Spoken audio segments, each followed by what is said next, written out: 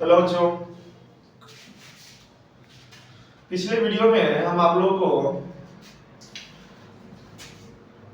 खिलाफत आंदोलन बताए थे और रतौना आंदोलन जो बताया है वो बताया है तो कॉम्पिटिटिव सब कॉम्पिटिटिव के लिए भी ठीक है और अगर आप क्लास 10th पढ़ रहे हैं तो उसके लिए भी ठीक है, क्लास 12th पढ़ रहे हैं उसके लिए भी ठीक है।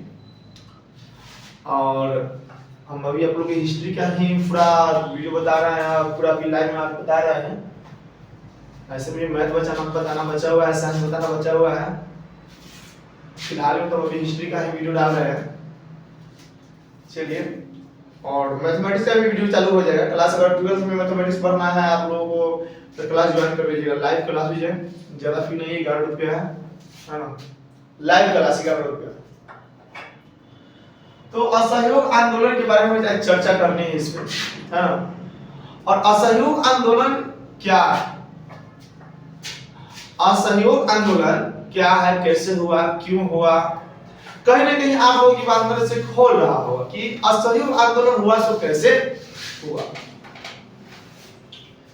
यह आंदोलन होने की क्या कारण थी, यह आंदोलन होने की क्या कारण थी, यह आंदोलन किस वजह से हुआ, क्या क्या वजह था इस आंदोलन में। अच्छा, इस आंदोलन को प्रथम जन आंदोलन कहा जाता है। असहयोग आंदोलन को प्रथम जन आंदोलन कहा जाता है, जानते हैं। इससे पहले सत्याग्रह आंदोलन भी हुआ था, चंपारण सत्याग्रह आंदोलन, सत्याग्रह तो साउथ अफ्रीका में भी हुआ था। लेकिन भारत में चंपारण सत्याग्रह आंदोलन जो हुआ तो वो किसी एक क्षेत्र के लिए आंदोलन हुआ था। वो नीले किसान के लिए वो आंदोलन चलाया गया था। लेकिन यह असहयोग आंदोलन जो था ये पूरे भारत के हितों में था। ये पूरे भारत में रहने वाले उस पब्लिकों के लिए था, उस जनताओं के लिए था, उस बेटी बहनों के लिए था जिसको जो गुलामों के जंजीर में फंसकर बहुत सी कठिनाइयों की पीछा कर रहे, माने कठिनाइयों से छुड़ाने के लिए क्या क्या नहीं कर रहे थे, जिसके बताते हैं एग्जांपल को अगर आप लोग ले लीजिए। जलियांवाला बाग हत्याकांड, जलियांवाला बाग हत्याकांड से पहले क्या था, रॉलेट एक्ट कानून, रॉलेट एक्ट कानून को बना देना अन्यायपूर्वक था। किसी भी जनता के लिए आप वो गलत भी कर रहे हैं, आप गलत ठहरा के उसके डायरेक्ट सजा दे देते कितना बीतेगा। जलियांवाला बाग हत्याकांड होना, ये सब चीजें से महात्मा गांधी की विश्वास से उठ गई थी। किस पे, अंग्रेजों पर से। महात्मा गांधी को जो विश्वास जो करते थे और ब्रिटिश पर से विश्वास पूरा हट गया था। और क्यों हटा था, ब्रिटिश की इतनी गंदी हरकत के कारण जो पब्लिकों को, भारत की जनताओं के साथ में जो अभद्र तरह से जो उसके साथ व्यवहार किया, चाहे वो जलियांवाला बाग हत्याकांड हो या बिना सोचे समझे रॉलेट कानून को बना देना। अब देखिए असहयोग आंदोलन ये सब को देखते हुए मंत्र खिलाफत आंदोलन भी शामिल था उसमें।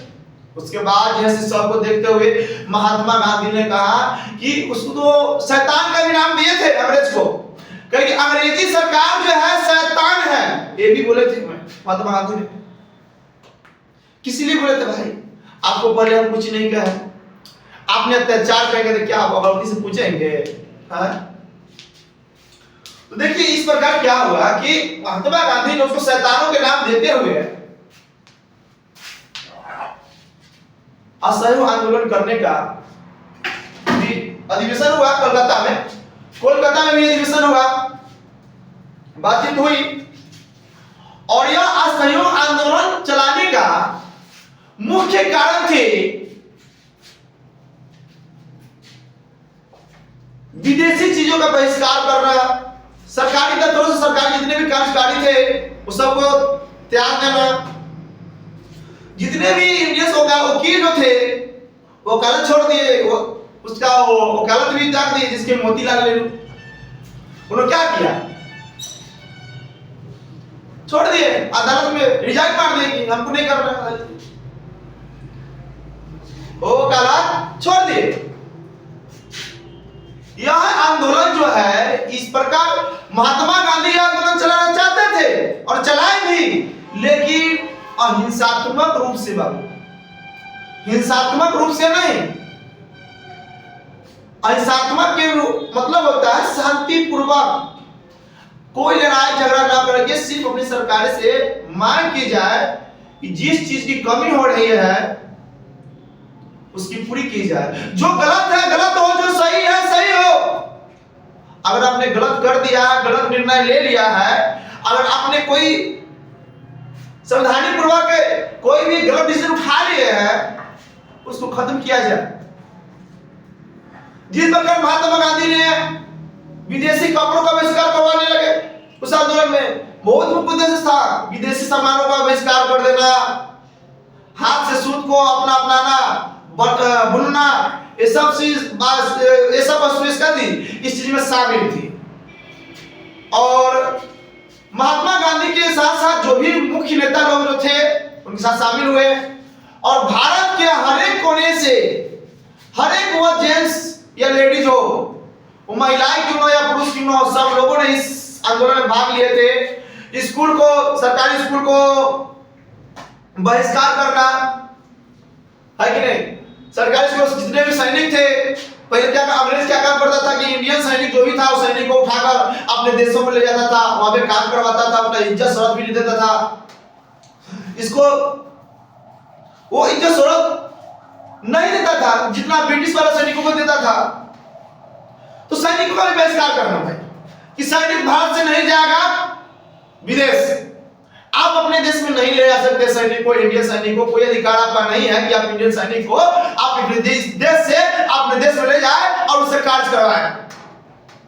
कहां तक यह है सब ये बात अंग्रेजों ने भारतवासियों से, भारत के सैनिकों से, भारत के दोस्त दफ्तर में रहने वाले अफसरों से अत्याचार कर रही थी, जिसके कारण है वो अंदर घुट घुट कर हर एक कठिनाइयों को सहकर हर एक कार्य कर रही थी, जो कि अब आग बोलने का समय आ चुका था।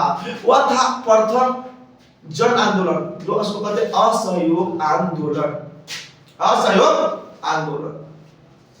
मेरे बच्चों, हम आपको बताना क्या चाहते हैं कि इस आंदोलन ने पूरा विकराल जब रूप ले लिया था, जब अपनी कमियों को मांगना चालू किया था, जिस अन्याय को खत्म करने के लिए बुलाया था इस आंदोलन में, और अंग्रेजी सरकारों को शैतान कहकर महात्मा गांधी ने जिस प्रकार इस आंदोलन को आगे बढ़ाया था, उनका अंदर से मन भी था कि यह आंदोलन जो है ना, मतलब कि हिंसात्मक ना हो, अहिंसात्मक हो, अहिंसात्मक हो।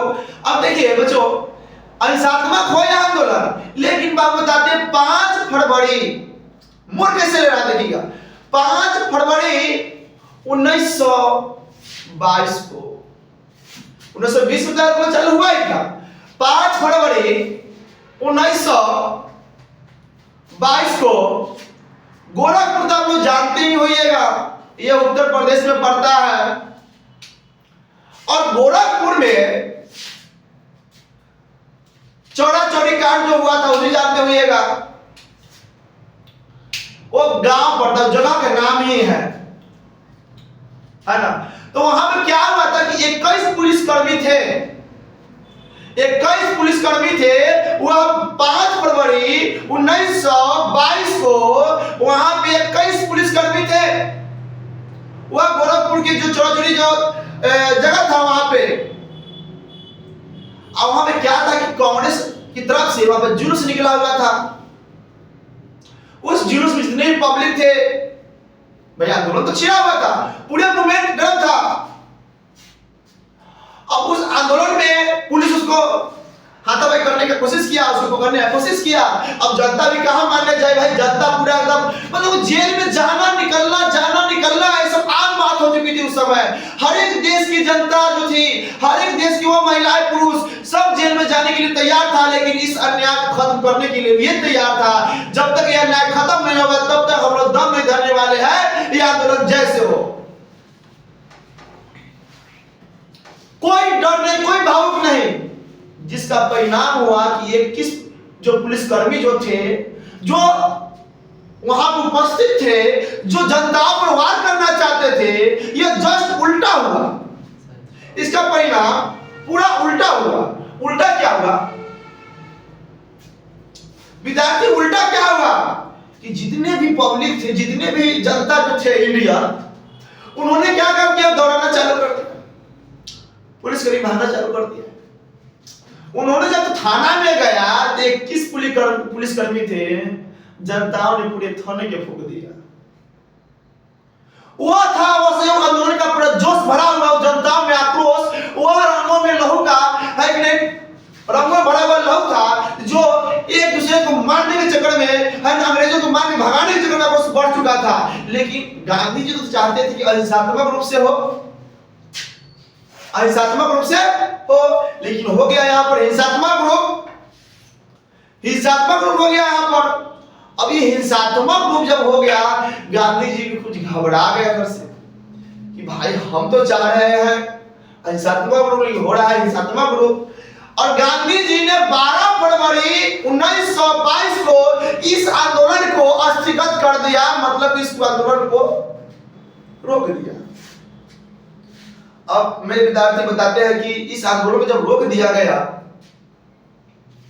तो इसमें बहुत लोग जो थे, जो अपने देश में इस आंदोलन के लिए बहुत बड़ा दफ्तर से, वकालत से जो त्याग पत्र दे दिए कि नहीं हम इसमें वकालत नहीं करेंगे, नहीं तो दफ्तर में नौकरी नहीं करेंगे, मैं छोड़ रहा हूं नौकरी, बहुत ऐसे सरकारी चीजों जो त्याग है, वो लोग कुछ नाराज भी हुए कि क्या एक जगह हिंसात्मक रूप होने के से हम लोग भी हिंसात्मक हो गए, आप आंदोलन कैसे इसको खत्म कर सकते हैं? यह कारण कुछ लोग नाराज भी हुए। लेकिन गांधी जी का मुख्य उद्देश्य थी विदेशी चीजों का बहिष्कार करना और न्याय करना, न्याय की मांग करने की पूरी चेष्टा थी उनकी। और इसलिए आंदोलन चलाया गया था, जबकि महात्मा गांधी के द्वारा इस आंदोलन को दबा दिया गया। दबाने का बस एक ही रीजन था, हिंसात्मक रूप था बाबू, है ना। और इसके आगे और भी टॉपिक सब है जो टॉपिक हम बताएंगे, है नहीं। अगर आप लोग कॉम्पिटिटिव से जुड़े हुए हैं, यदि आप लोग 10th क्लास से जुड़े हुए हैं या क्लास 12 से जुड़े हुए हैं, तो हमें एक बात बताना जुड़ जाएगा कि क्लास 12 में भी है और क्लास 10th में भी है। आप लोग ध्यान से सुनिएगा।